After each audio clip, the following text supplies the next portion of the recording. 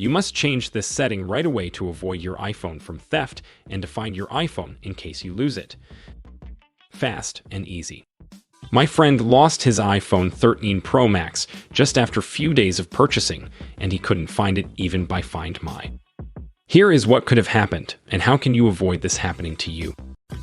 The first thing a thief will do to your phone is that he will swipe down from top of the phone to access Control Center, and he will put your iPhone in airplane mode.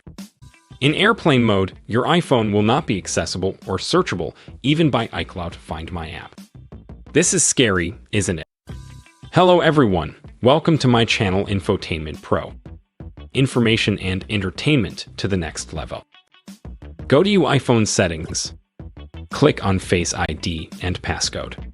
Enter your phone passcode. Go down to Allow access when locked. Turn off Control Center. Turn off accessories.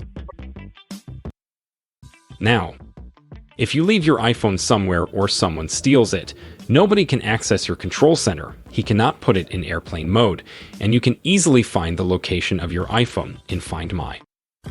Thanks for watching. Hope you liked this video. Please hit the like button and subscribe to get updated with new videos and guides. Don't forget to share it with friends to help secure their iPhones.